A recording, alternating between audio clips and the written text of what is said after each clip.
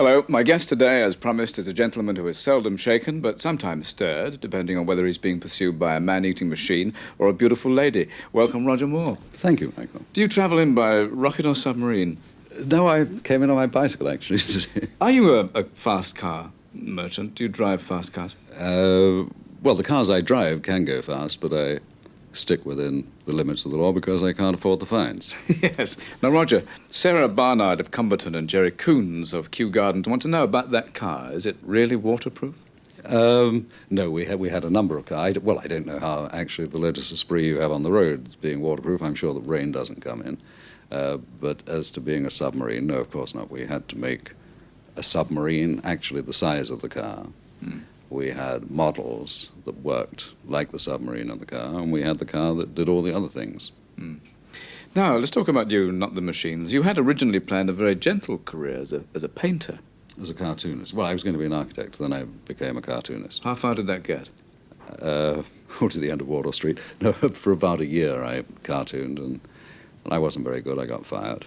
You were also in uniform, not as a commander in the Navy, but you did an army spell, didn't you? Yes, I spent 3 years in the army. As an officer? Well, not all the time. I came out as a captain, the youngest in the British Army. That's why I came out. They were glad to get rid of me. You keep on saying that. None of it's at all convincing. You did a television series in America, in fact, quite a lot. How long were you there? Well, on and off, I lived in America for about 9 years. I first of all went under contract to MGM. Made a few pictures there. Then I made a series for Columbia, which we actually shot in England, called Ivanhoe. Then I went back to Hollywood to Warner Brothers, made some films there, and then 2 television series. One didn't show in England, called The Alaskans, and another one, Maverick. Yes, we remember that one.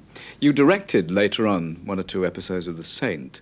Was that a bit constricting? Obviously, you'd like to direct more. Television's a bit tight, isn't it? Well, television for a director is very good. Is good training ground because you have to direct off the top of your head. You have to do your homework at night, be ready for any eventuality, and be able to change. You know, it's all very fast. And I would really love to direct a feature that I am not in, where I don't have to direct myself. But directing television with me in was very simple. I saved time because I didn't have a director to argue with. Now, you did The Persuaders with Tony Curtis, of course, which was marvellously successful here, not so popular in America for some reason. What about Bond? How does he go down in the States?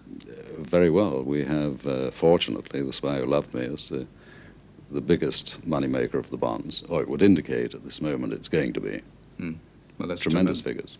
Yes, if somebody goes into the cinema 10 minutes late, they're making a big mistake, aren't they? Because the opening credits are always a big feature of the Bond films. These are spectacular.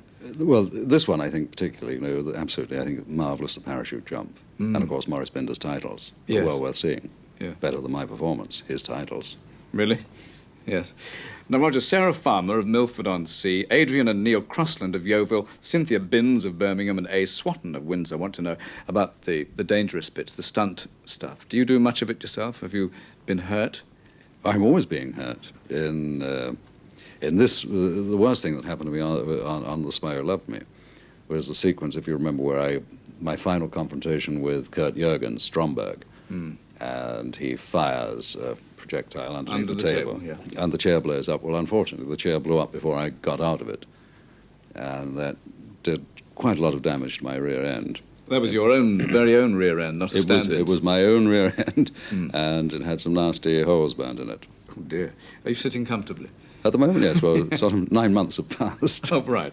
Now, Deborah Else of Buntingford and Anu Jain of Leeds want to know, I suppose apropos of that, whether you go into these films feeling a bit apprehensive about what's lying ahead of you. Well, I always figure they're going to try and kill me on them at the beginning of the film, because if they get rid of me in the first 2 weeks, the insurance money is such that they don't have to make the film and they've all made a nice profit.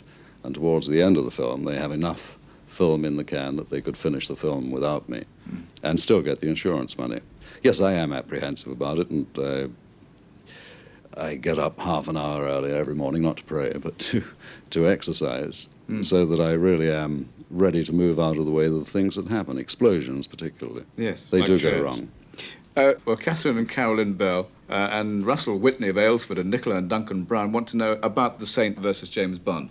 Is one preferable to the other? Are they very different characters? Well, of course, they're different characters. The Saint, because it was made for television, and when we started making The Saint, in 1962, 63, we were restricted because of the number of countries it was going to be shown in with their different television codes. And we had to clean the Saint up very much in his attitudes and manners, and he was rather Boy Scoutish by comparison with the books that Leslie Charteris wrote, and also very much so by the side of Bond. Yes. Bond is an assassin. Now, Christopher and Andrew Fuller of Morden and Julia Reed of Liverpool and Ian Tether of Kew would like to know which Bond you've most enjoyed making. I think I enjoyed doing the last one most of all. Really? Spy, yes. Is it the gadgets that excite you most? Because they're getting better and grander and more exciting. Well, each Bond gets noisier than the last one. I think I prefer this one. I think it had more diversification of action from the word go than the others. Uh-huh. Well, here's a question from Christine in Venice Hales. Venice, there's a good name for a Bond heroine. How long does a Bond movie Does she take... swim? I should think so, yes. I've met her, actually. How long does a Bond movie take to film? Long after your bits are finished, I expect. My actual shooting on this one was 5.5 months, which was 22 weeks. Shooting started 2 months before that with the second unit, shooting in the Arctic Circle. Then we had a unit shooting all the time. We were shooting in the Bahamas, shooting underwater stuff. And we had second units working side by side with us in Sardinia and Egypt and Scotland. And I think 2 months after I finished shooting, they were still shooting. So I would say 9 months photography. If it was all done end-to-end, it would take about 4 years. 5 years, yeah. Yeah. Nicholas Riddle of Sheffield and Heidi Clark of Hurstgate want to know, as everyone does, what were his teeth made of? I don't know what sort of metal it was. It was a fairly hard metal. Gave him quite a bite. Yeah, how tall was that man? He's 7'2". The interesting thing about him, he's been acting for quite a number of years. But he's never played a small part. Oh, dear. I'm very sorry you told me that. Did he actually hurt you in that scene? In that one, well, his weight, he weighs about 280 pounds, I think 320 pounds. And pressing against the sternum here, yes, he hurt. Yes. He was a tough gentleman. Yeah, your eyes were obviously watering there. Lots of people, Roger, want to know what's your favourite gadget in a Bond film? I think my favourite was the wet bike that we used on the Spur. We didn't use it too much in the film. Oh, in your latest film, yes. Yeah, that was fun to use. Yes, you were really on that. I could see you were enjoying that. Yeah. And I'd much rather do it without wearing a uniform. I mean, if one were in a pair of swimming trunks where it doesn't matter if you get wet. Yes, quite. Now, Leslie Browning of Newquay, Richard Glosley of Big R, Julie Roberts of Buckley, and Michael Phillips of Plymouth, and everyone else wants to know about the next James Bond film. Will you be in it? We are negotiating at the moment. Right, a discreet answer. And other adventures in between, of course. You're doing some filming quite soon? Yes, I leave next week for Africa to make a film called The Wild Geese.